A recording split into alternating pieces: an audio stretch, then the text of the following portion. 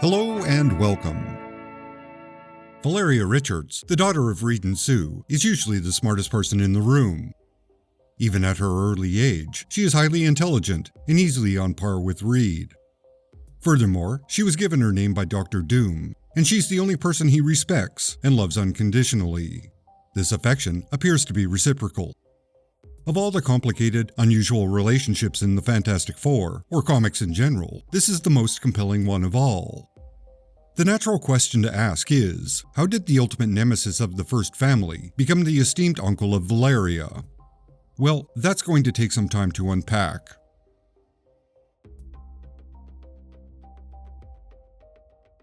I have to deviate for a moment and mention the significance of Valeria's name. Valeria was the name of Dr. Doom's first and only love. They were a part of the same Romani group in Latveria when Doom was very young. However, they split apart when Doom went to America to further his studies. Of course, that led to the accident that changed his life, and they didn't reconnect. For the most part, Valeria has been exceptionally obscure, making very few appearances. Although she has a significant, expanded role in the Books of Doom miniseries. To the best of my knowledge, her final appearance was in Fantastic Four 67, when Doom sacrificed her to gain unholy power. Her skin even became the armor he wears. That's pretty brutal. Anyway, the original Valeria was significant to Doom, so an equal amount of significance can be applied to the child who was given that name. Hi, this is Alan, the voice of Strange Brain Parts. Sorry for the interruption, but I'll make this as brief as possible. Please subscribe and support this channel on Patreon. Links are down below. Thank you. Now back to the video. Valeria's first appearance is exceptionally brief. It's a classic example of the writer, Chris Claremont, seeding a plot point that he draws out for a number of years. Nightcrawler's relationship to Mystique being an example, or Wolverine's actual history being another. While on a mission, the Fantastic Four experience a vision of the future. In this vision, Sue is the Baroness Von Doom, attended by her children, Franklin and Valeria. It's revealed that, at some point in the future, Sue marries Doom and they have a daughter. Franklin is, presumably, adopted by Doom. Beyond that, nothing is discovered. The team return to the present day. Moving forward 5 months, and a teenage Valeria suddenly appears at the Fantastic Four's home. It's a scene very reminiscent of Dawn's first appearance in Buffy the Vampire Slayer. She's suddenly there, without any real explanation why she allegedly fell backwards in time. Notably, no one knows who she is, but she knows a fair amount about everyone. A fight with some bad guys break out, and Valeria transforms into Marvel Girl. Her costume being a blend of Doom's armor and the Fantastic Four's costume. For now, her powers are indistinct. She's just a badass with a bit of an ego, fighting the good fight. For the most part, she's a typical teenager, using slang that really dates the material. To be clear, this is Valeria Von Doom, the future daughter of Sue and Dr. Doom, or so we're led to believe. When the core Fantastic Four team arrive, Reed begins to investigate Valeria's origin. Here's where it gets a bit dark. Okay, it gets real dark. First, we have to go back in time to 1984. During his lengthy run on Fantastic Four, John Byrne wrote a story where Sue got pregnant once again. However, it's not a smooth pregnancy. The unborn child causes a series of complications. Unfortunately, these problems lead to a stillbirth. Yeah, that really happened. This event will be pivotal to Valeria's origins. Yes, that's plural. Let's return to Reed's investigation. Reed discovers that Valeria's DNA contains genetic markers identical to Sue's, and her DNA has been transformed by the same cosmic radiation that gave them powers. While Reed apparently can't conclude that Valeria is Doom's child, he does note that the patterns in her blood are the same as their stillborn child. Understandably, Sue reacts negatively when reminded of that dark time and the suggestion that Valeria is possibly her child. Of course, Valeria overhears this outburst and runs away. Through a flashback, Valeria confirms that she was both stillborn and, somehow, the official successor to Doom's legacy. So the question of her birth and parentage remains questionable. That said, Sue and Reed accept her as part of the family, even though her exact origin is in doubt. The mystery deepens even further when a room appears at the Fantastic Four home. This room is Valeria's bedroom, complete with photographs and mementos that confirm her story.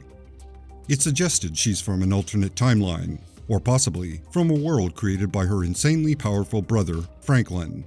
Claremont would strengthen this possibility by having Franklin dream of adventures with Valeria. In other words, Claremont continues to give Valeria the full Claremont treatment and makes her origin as murky as possible. A chaos storm begins, and that breaks the rules of reality. This storm is the Heroes Reborn universe, trying to meld with the regular Marvel universe. I'm not even going to try and explain the mess of Heroes Reborn or the resolution of this development. Therein lies madness. Anyway, this chaos is also implied to be another factor in Valeria's origin. Yep, Claremont gonna Claremont. In a very ridiculous twist, Reed becomes trapped in Doom's armor, sealed there by a Celestial. So to the world, he is Dr. Doom. Except, Sue knows he's not. To avoid a war with Atlantis, Reed has to keep up appearances and pretend he's Doom. One condition of this peace agreement is Doom has to get married. Faced with that choice, Reed, still pretending to be Doom, accepts Sue as his royal consort. Their impending marriage is announced to the world and causes a frenzy. Like, that's a storyline worthy of a daytime soap opera. This absurd plot ties into the future vision the team had long ago. Reed as Doom marries Sue, and she officially becomes the Baroness Von Doom. Of course, it's a fake-out. All that happened was Reed and Sue got remarried. During this time, both Franklin and Valeria are sent to Haven, a school that is, quote, on the other end of the universe, unquote, whatever that means. This is to protect them from the dangers the team faced when the Chaos Storm appeared. In reality, this was a way to write them out of the series for almost 2 years. If Claremont meant to do something further with Valeria, it never comes to pass. He left the series shortly after this story. Here we enter Valeria's final days, and things are about to get very, very weird.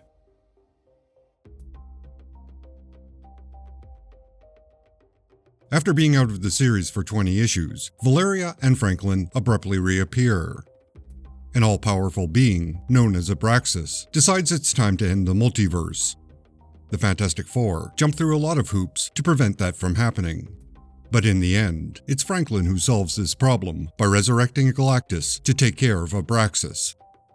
This resurrection involves a major retcon, very clearly intended to erase the mess that Claremont made by introducing Valeria in the first place. Worse yet, it makes no sense, but here it goes.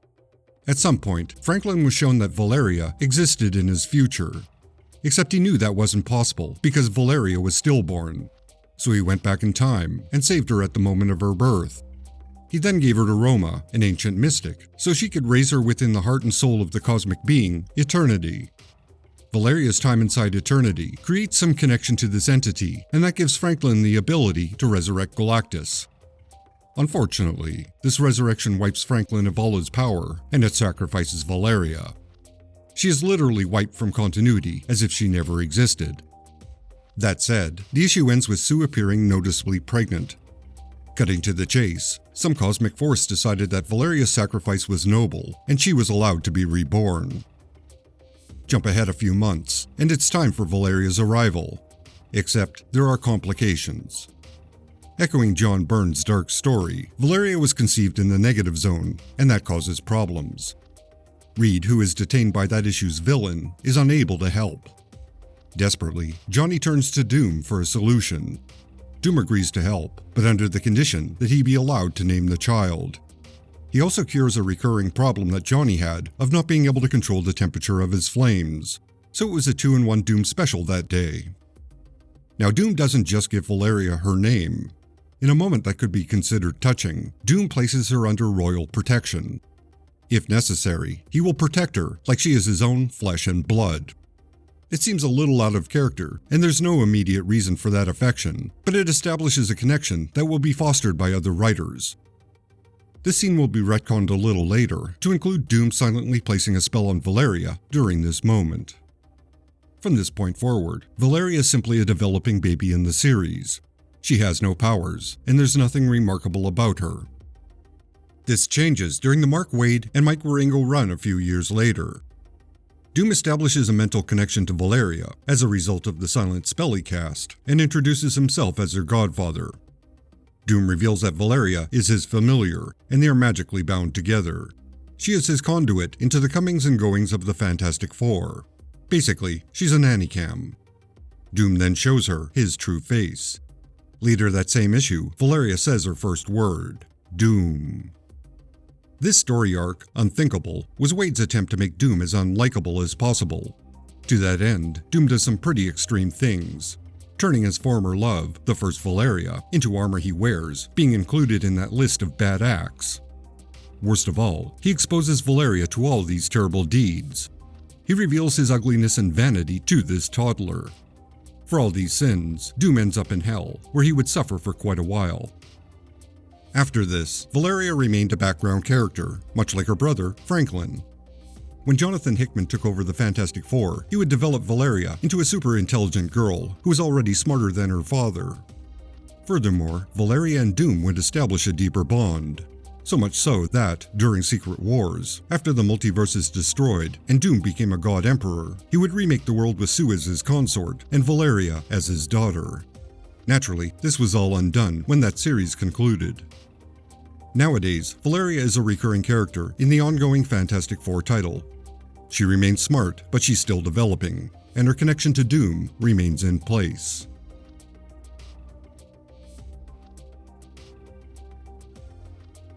The bond between Doom and Valeria is rather unique and complex.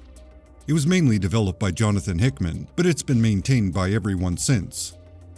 First of all, we have to acknowledge Doom's importance.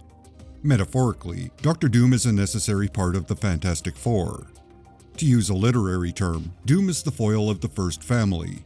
He's not merely Reed's nemesis, as usually portrayed. He embodies all the elements that don't work within a family dynamic. He is independent, solitary, and unable to admit he has flaws. He is a distinct person who disguises his arrogance and selfishness as benevolence. He is cold and methodical, as personified by the metal armor he wears. Doom is individuality personified, and there is nothing he won't utilize, whether it's science, sorcery, or the enforcement of totalitarianism, to retain his sense of individuality. When written correctly, Doom exposes the flaws in the Fantastic Four, and when the mood strikes him, he exploits them.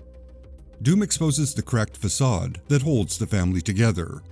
Ironically, this exposure gives the family the opportunity to repair those cracks, thus making it stronger.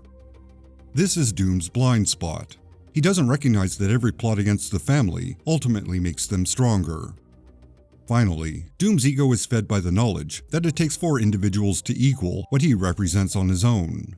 This makes him superior, at least in his opinion.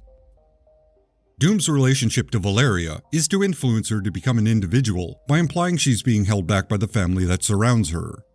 To Valeria's credit, this is not how she views the Fantastic Four.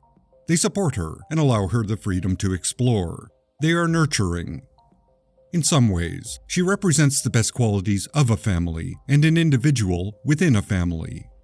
She is the personification of the bridge between those two seemingly opposite concepts. Now, there is a distasteful element that some might suggest is present, and that would be the implication that Doom is grooming Valeria. After all, Doom is a male authority figure, not directly related to Valeria, who is influencing her development. I'll put this in plain terms. A bad writer would try to exploit this ugly element. A good writer would realize that even if Doom had inappropriate motivations, which he doesn't, this would immediately destroy the bond with Valeria. It's a bond that's important for both characters, and dramatically, its existence adds layers of complexity to the series. To represent anything else cheapens that dynamic and proves the writer doesn't understand the characters or what they represent. Instead, they'd be going for an edgy, reprehensible beat to shock an audience. Furthermore, the victory Doom might achieve over the Fantastic Four would involve Valeria willingly and consensually agreeing with him on points of morality and ethics. Coercion or manipulation would not be effective or useful, and in the end, it would invalidate his efforts. Doom's influence is already present. Valeria is willing to consider questionable acts if the net gain is something positive. Currently, the guidance of her parents ensure many of these ideas are tempered. For now, she's a wildcard element that usually defers to her parents' authority, but she is willing to be proactive and take action without her parents' immediate approval. This is what makes the character an interesting addition to the first family. Thank you for watching. Thanks to all my fine supporters on Patreon and YouTube. Your ongoing support makes it possible for this channel to continue. I appreciate every single one of you. Please subscribe if you've not already. Leave a comment and a like. I try to keep ads and self-promotional bits like this to a minimum, so if you can, consider directly supporting this channel on Patreon. Extra special thanks to Green Man, Constant Disappointment Records, Jeff Nicholson, Sicken, Francis De La Cruz, Russell Bull, John Nyukes, Andrew Barton, Odin Ashcroft, Ruby St. Dennis, Phil Sagan, Edward Clayton Andrew, Corey Drew, Brian Deaton, Tom Granis, John Gaunt, James Graham, and Matt Marino. You are all justified and ancient.